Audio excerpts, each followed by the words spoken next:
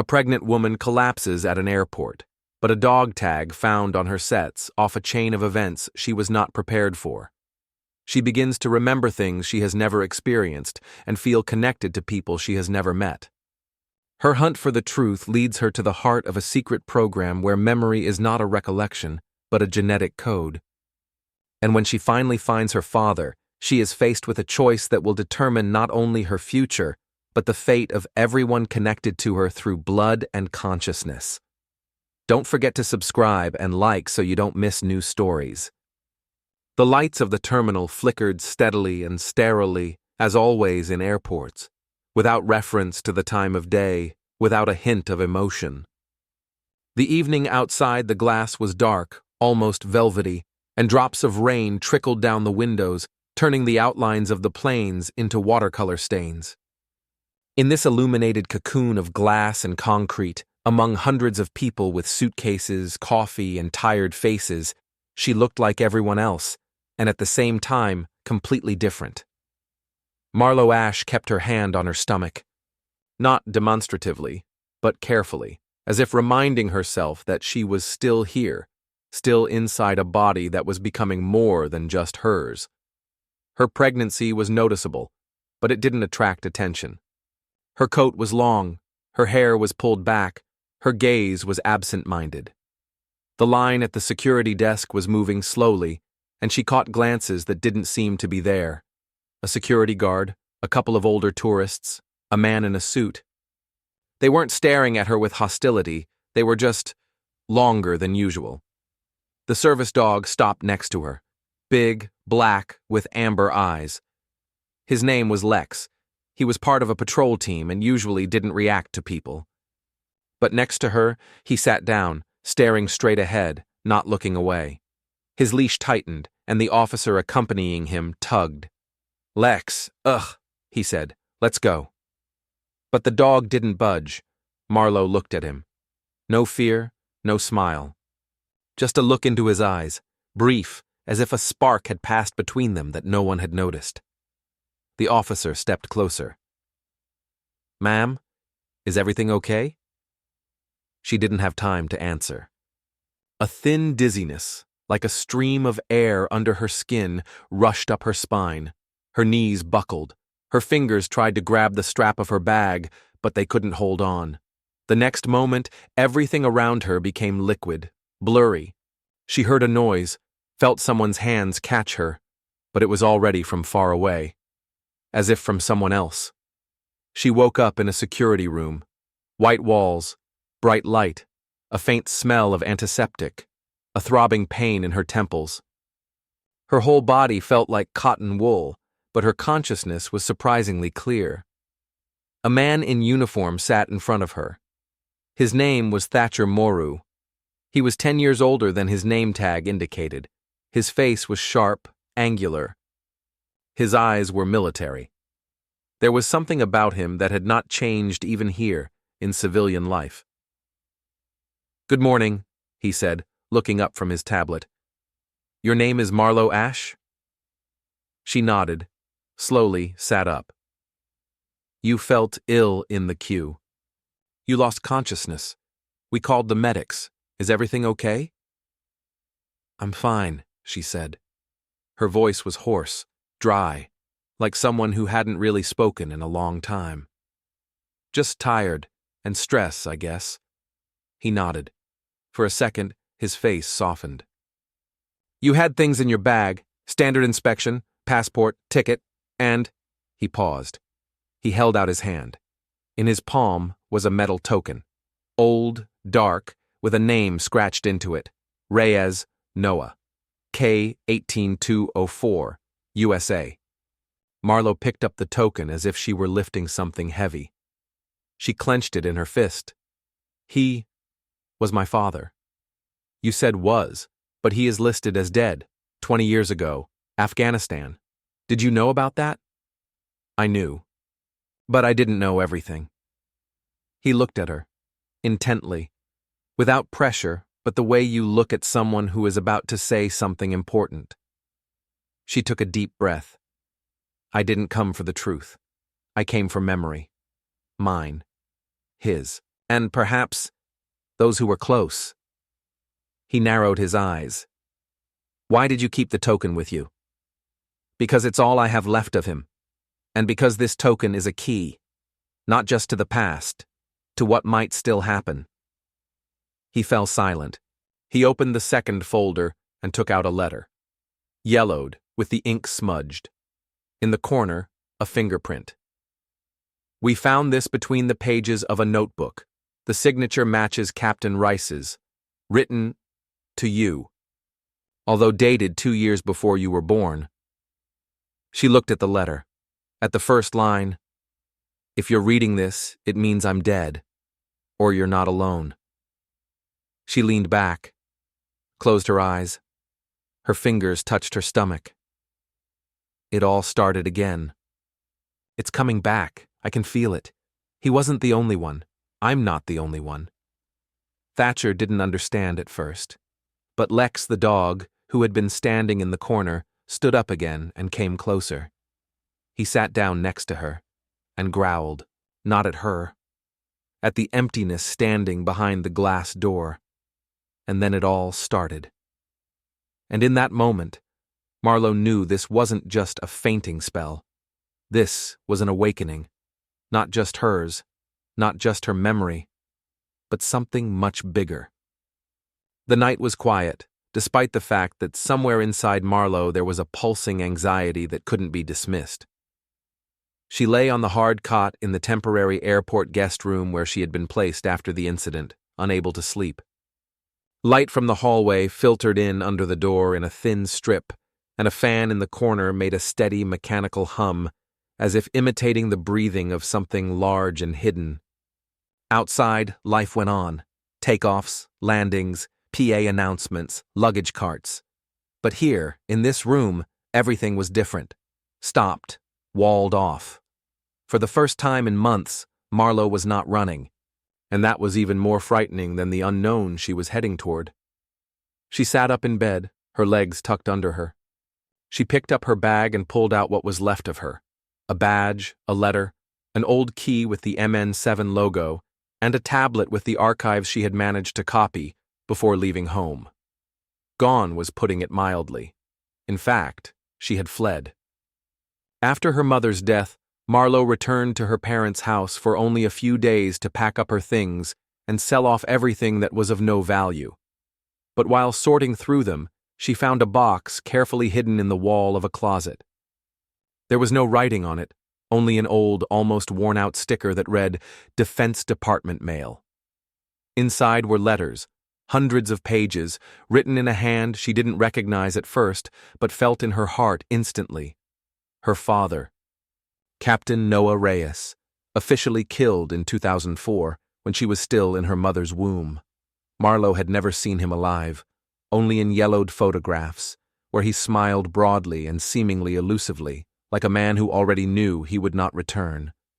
The letters were strange. In them, he wrote about sleep, about recurring images that came at night, about beginning to feel other people's emotions, about voices in his head, not frightening, but guiding, and about fear, not of death, but of the fact that he himself would cease to be himself. One entry in particular struck her. If she inherits this, she'll need to know everything, even the things that scare me. Let her be prepared. Because this isn't just a memory, it's a code. Marlowe didn't understand what it meant then, but something inside her snapped, like a switch had been flipped. Her childhood had been empty. Her mother had said little, almost nothing, about her father, as if she were afraid that mentioning his name would trigger something more than just memories. And now she realized, maybe her mother really was afraid of something. There was a key among the papers, a metal one with a logo scratched into it that looked like crossed molecules. MN7. She typed it into a search engine. Nothing official. Just a couple of old forums where the military had discussed rumors of a non-existent base in Alaska. Someone had written that it was a place where they tested frontier neural reflection protocols. No one had explained what that meant. She hadn't dared to dig deeper then. But now, after fainting, After the dog had looked at her not as a passenger but as a signal, she realized that everything was connected. It was no accident that she felt someone else's anxiety when people smiled nearby. It was no accident that since childhood she had dreams of flying over mountains in a uniform with someone else's hands and a someone else's voice inside. The next morning, Thatcher came for her himself, not in uniform, but in a simple jacket, with the same wary but no longer detached look. He did not ask questions right away. He only asked, "Are you ready to tell me why you really came?" Marlowe nodded. "But not here." They sat down at a cafe near the terminal. The place was impersonal, plastic chairs, the air smelling of burnt toast, weak coffee. But that was what she needed. Ordinariness. Not the white walls and formal austerity of a place. "I'm 24, she began. "My mother died 3 months ago. All I knew about my father was that he was dead. But now I'm not sure that's true. And even if he is dead, I think—" She hesitated. "He's not gone completely."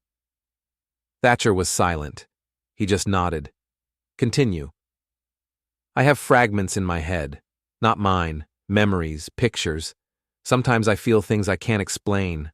I see faces I've never met. And when I found these letters," she pulled out one of the sheets, "I realized that he knew. He knew there was something in me. You call this memory? It's more. It's like someone sewed a part of him into me, not just biologically, but like a response, a pulse I only hear at night.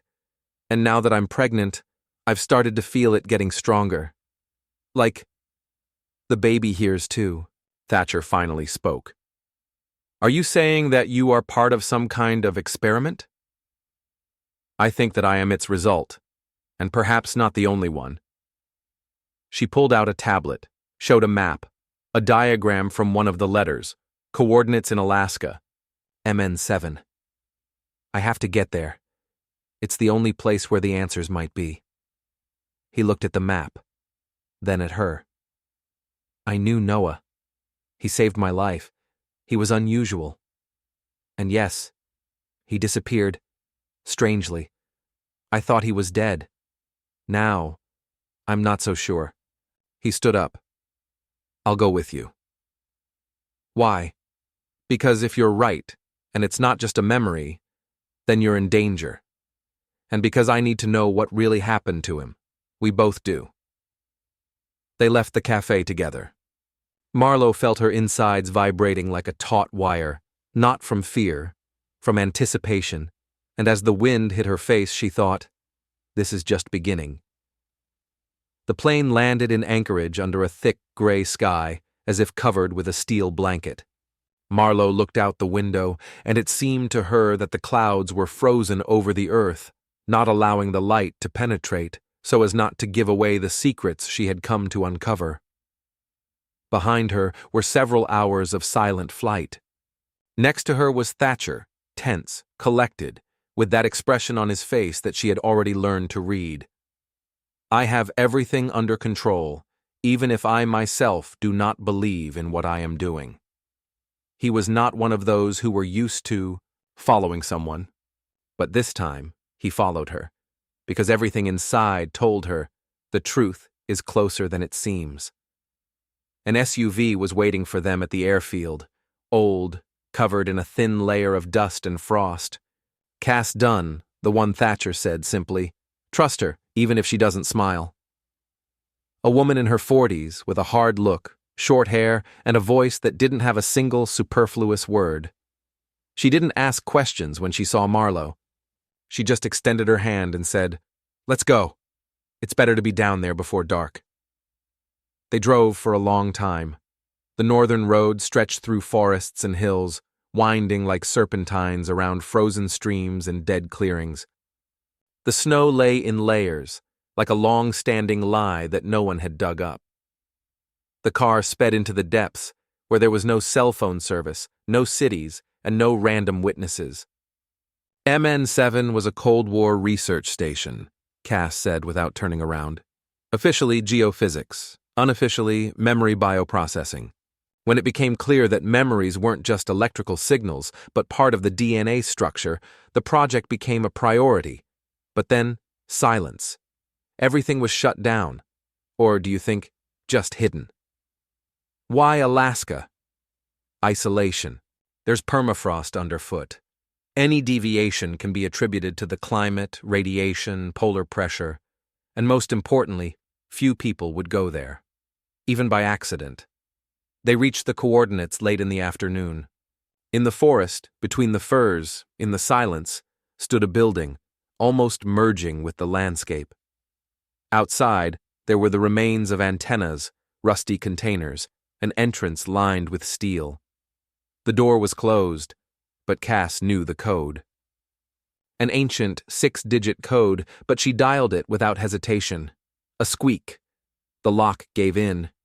Inside, there was a smell of dust, metal, and something else, elusive, like old air saturated with other people's dreams.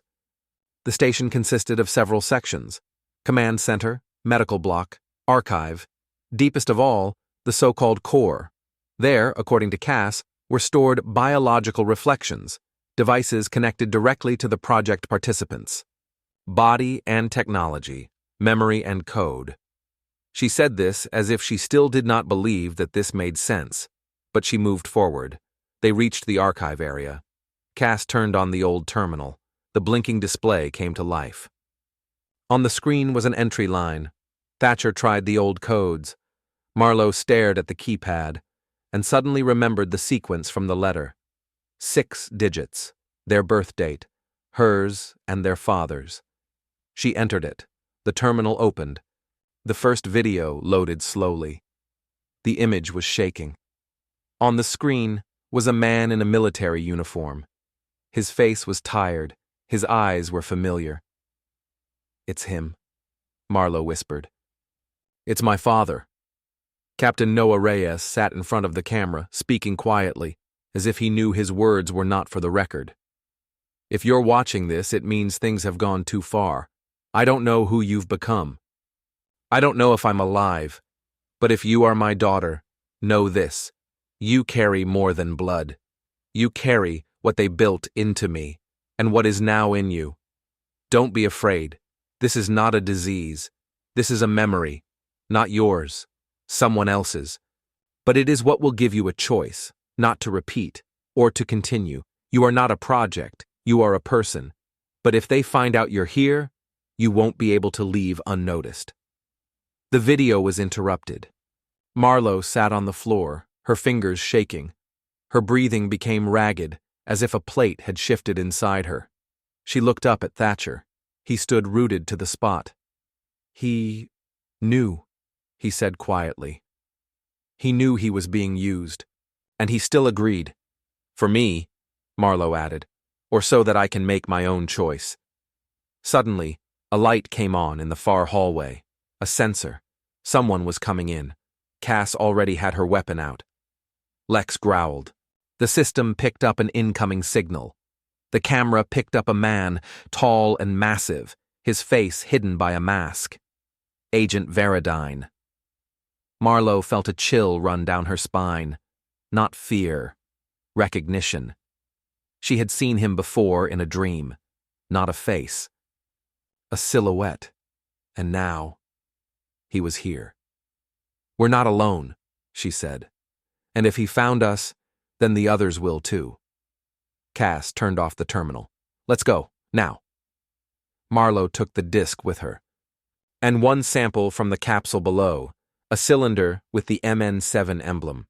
Inside, a clear liquid with microscopic fragments, memory, code, key. They left the station knowing this was just the beginning. But now they had their first answer, and their first step toward not being someone else's story, but telling their own. The night was rough and uneven. They left MN7 well after midnight, skirting a long ridge of forest where the snow-covered pines looked like guards who had slept too long on duty. The cold seeped into their jackets, even though the air inside the car was warm. Marlowe sat in the back seat, clutching the metal cylinder to her as if her integrity depended on it. Inside the cylinder, they each now knew, was a fragment of what the reports called a biogenetic response, or more simply, memory in form. Cass was silent, pressing the gas pedal. Lex whined softly. His injured shoulder was bandaged, but the dog was breathing heavily. The chase was quick, short, but vivid enough to remind them. They were no longer just truth-seekers. They were carriers of something that had long since ceased to be secret. It had become a weapon, and now they would be followed not only by those who wanted to hide the past, but also by those who wanted to use it against the future. Thatcher sat in the front, clutching his gun. He never turned around, but Marlowe knew he hadn't let go of the controls for a moment. Cass was driving, he was handling the tactics, but what was happening in her own body was following a different logic. Somewhere inside her, something had switched on. She wasn't sleeping. Not because she was afraid. Because she heard.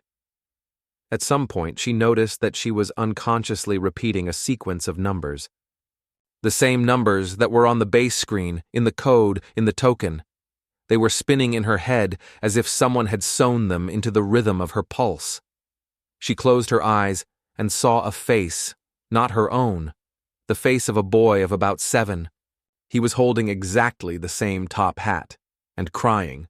A man was standing over him, a man in uniform, in a white coat. He was saying, "If you want her to live, you must remember for her." Marlowe screamed. She came to. The car braked sharply. Cass turned around. "What?" I saw it. Not a dream, not a fantasy. It was a flash, a memory, someone else's. "You're starting to synchronize," Thatcher said hoarsely. "Perhaps this is the phase your father wrote about." "What phase is this?" "The threshold at which memory ceases to be an archive and becomes an action. You don't just wear it. You enter it. And if you don't hold your boundary, you will become different." Marlowe bit her lip. "But if there is truth in this memory that is not found anywhere else, maybe that is the price? Only if you're willing to lose a part of yourself." Cass added, "Or become someone who can be rewritten." Later, they camped out at an abandoned forest communication station. Stone floors, thick walls, no reception. Marlowe sat by the fire, holding her father's disc. For hours, she watched the same thing over and over. His voice, his eyes, his last words.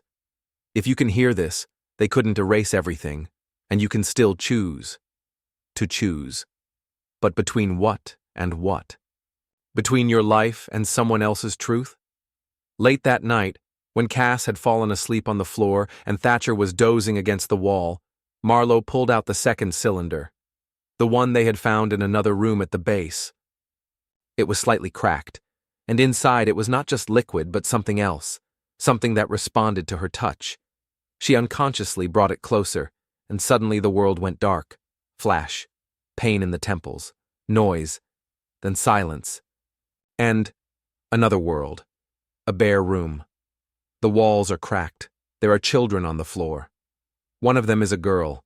Her eyes are her eyes, but the girl is younger, and she doesn't speak. She just looks at the doctor, who is writing something in a notebook. And next to her is another child, a boy. He is holding her hand. He says, "I will remember for you. You will be able to live a normal life." "And I will remember everything." Marlowe came up screaming. Thatcher jumped. Cass jumped. "He's my brother," she said, not understanding how she knew. "He took a part. He covered me up." "Who?" "I don't know, but he's somewhere nearby, and I feel like he's still alive." In the morning, they moved on.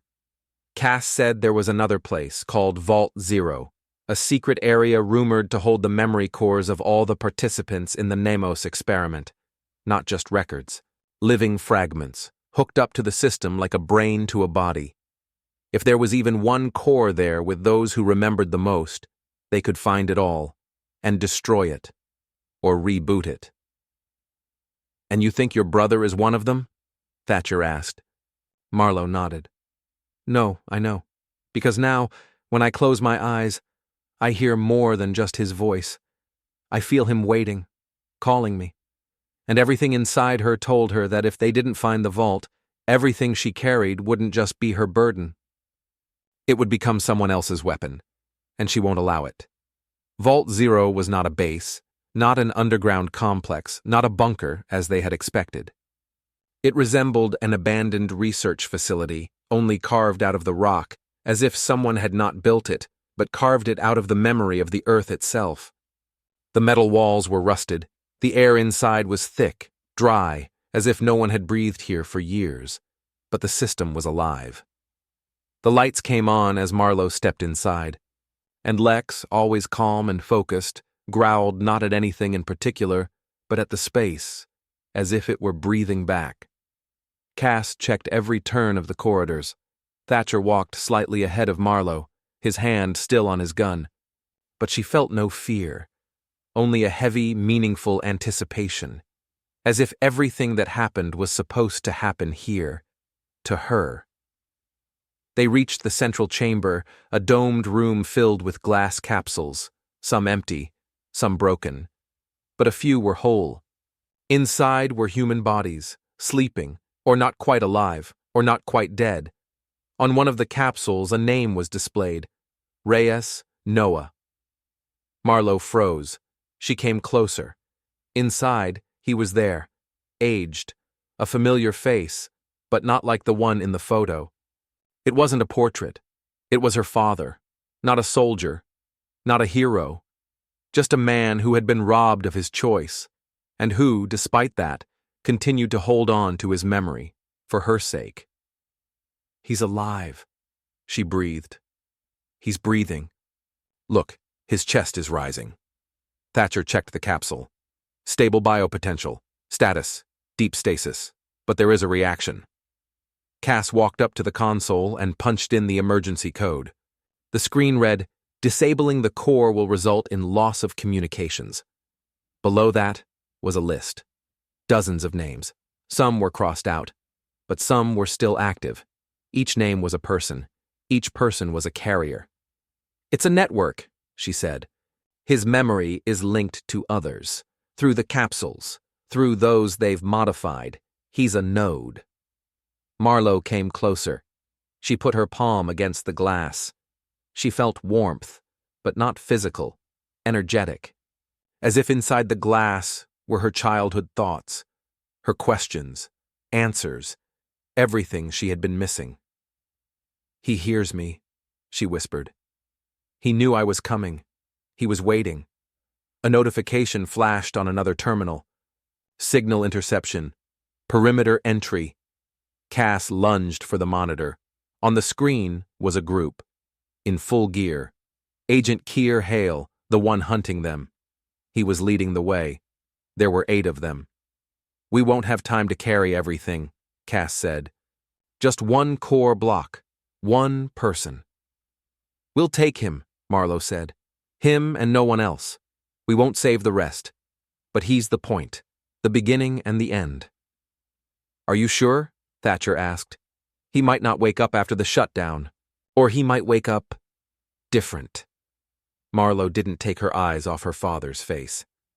"I have to try." Cass gave her an ampule of reagent. "You insert it into the joint between the capsule and the heart tube. It will cut off the power supply, but keep consciousness for 30 minutes. Evacuation. Within 10. We can't do it anymore." Marlowe inserted the ampule. The light in the capsule flickered. A second. 2. Then the man's eyelids fluttered. He opened his eyes. They were weak. They were everything. He looked at her and smiled, slowly, barely noticeably, as if this was the moment he had been waiting for the longest. "Hi, Dad," she whispered. "We're going home." They carried the capsule into the side bay. Lex was barking. The gunfire was getting closer. Hale entered the main hall when they were gone. When they got to the car, there were 5 minutes left. "The capsule is connected to the autonomous system." Noah held on. His gaze is clear. His speech is still slow. You are my daughter? Yes, I'm Marlowe. We found you, and we're leaving. He nodded. You made the right choice? She squeezed his hand. I don't know yet, but I made mine. They drove away along the snowy road. Behind them was the crumbling complex. Inside it was a dead echo. But there was silence in the car.